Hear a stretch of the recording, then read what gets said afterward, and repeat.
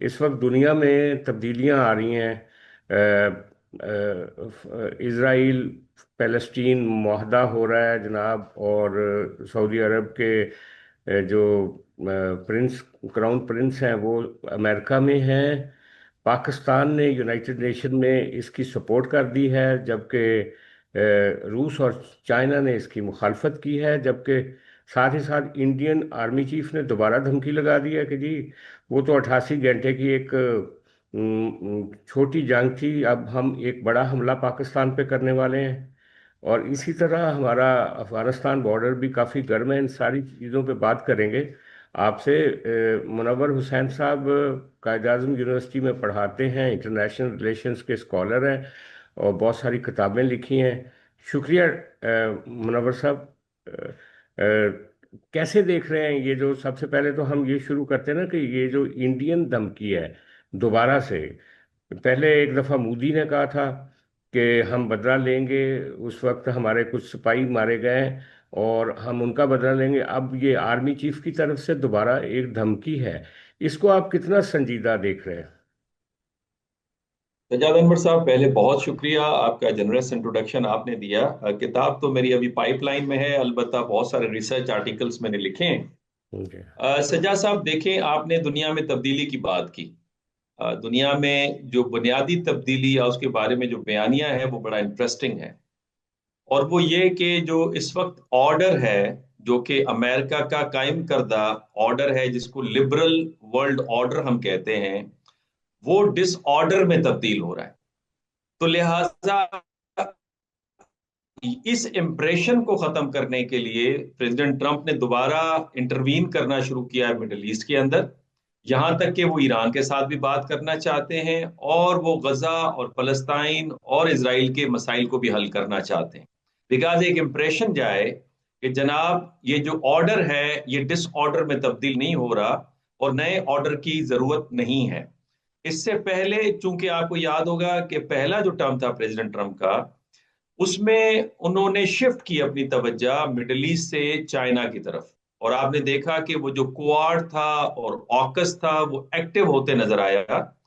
और Biden administration में, चूंकि एक बड़ी अच्छी किताब आई है द इंटरनेशनलिस्ट, अलेक्जेंडर वार्ड ने लिखी है, ये नई किताब है, जिसमें वो एक्सप्लेन करते हैं कि अमेरिकन फॉरेन पॉलिसी इस्टेब्लिशमेंट के अंदर बड़े पैमाने पर स्ट्रक्चरल चेंज आ रही थी और मिडिल क्लास की रिप्रेजेंटेशन लाने की कोशिश की जा रही थी। तो लिहाजा उस फॉरेन पॉलिसी में इंडिया को सेंट्रल पोजीशन दी गई क्वाड के अंदर, और उससे नेट सिक्योरिटी प्रोवाइडर के तौर पे पेश किया गया।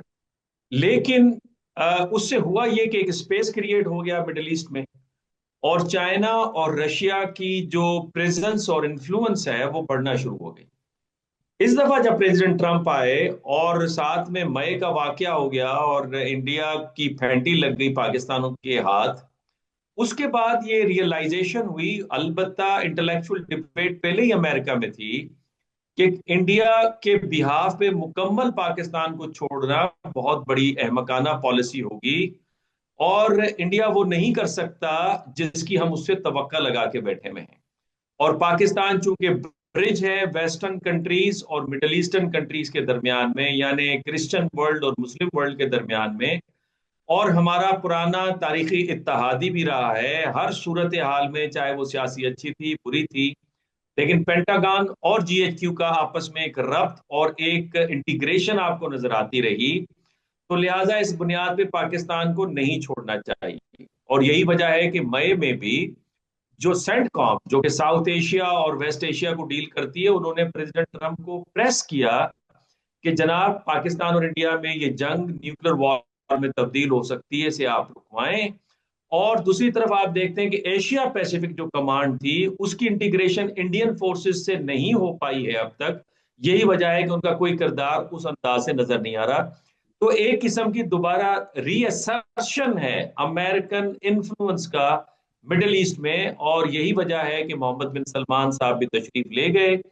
और इसमें एक चीज बड़ी नुमाया है, और सज्जा साहब, वो नुमाया ये है कि मेरा ख्याल है जो कतर पे हमला हुआ, और उसके अलावा 6 और ममालिक पे जो इसराइल ने हमला किया, जिसमें तुनेजिया भी है, सीरिया भी है, लेबनान भी है, यमन भी है, ईरान भी है, उसके बाद एक रियलाइजेशन आई अरब वर्ल्ड में कि यार ये हमारा मुकम्मल झुकाव है एक तरफ, तो हमें जरा बैलेंस की तरफ जाना चाहिए।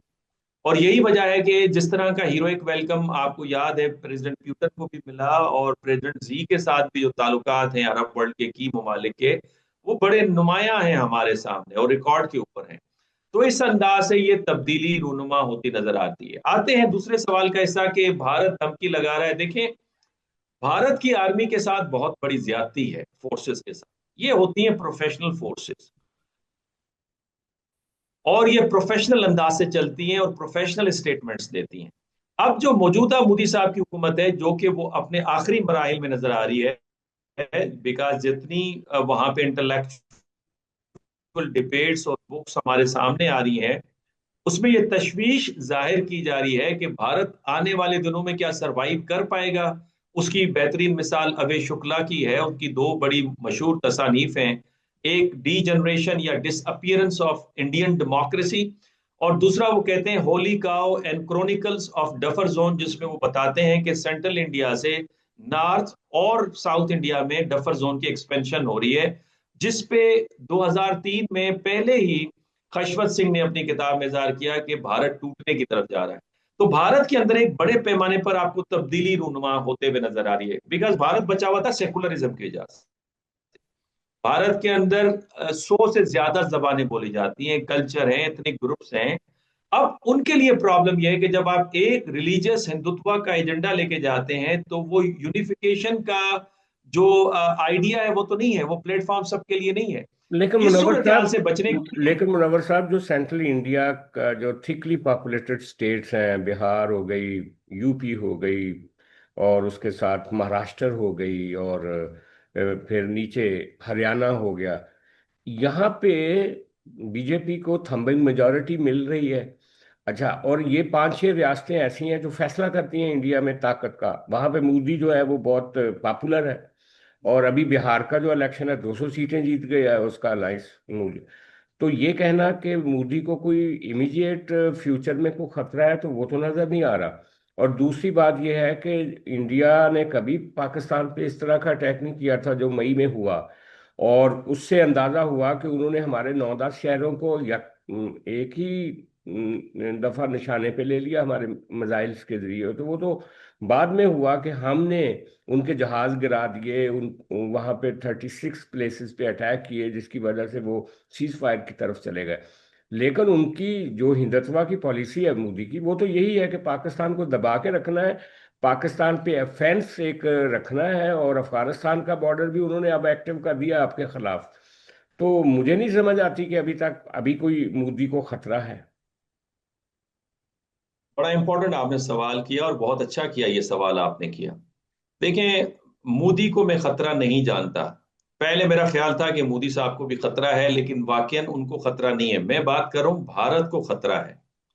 भारत की जो इकाई है, भारत की जो इकाई है, उस इकाई में मुख्तलिफ कम्युनिटीज रहती हैं, और उनको जो भारत का कॉन्स्टिट्यूशन था, जो भारत के फाउंडिंग फादर्स ने बड़ा सोच समझ के रखा सामने, वो इसी बेस के ऊपर रखा कि यहाँ पे अगर आप एक रिलीजन को फॉलो करेंगे तो वो एक डिसरप्टिव फोर्स के तौर पे आएगी। और यही वजह है कि भारत के अंदर जो इस वक्त इंटेलेक्चुअल या पढ़ा लिखा तबका है, या न्यूट्रल तबका जिसे आप कह दें, वो बड़ा इस वक्त तशवीश के अंदर है कि हम किस तरफ मूव कर रहे हैं।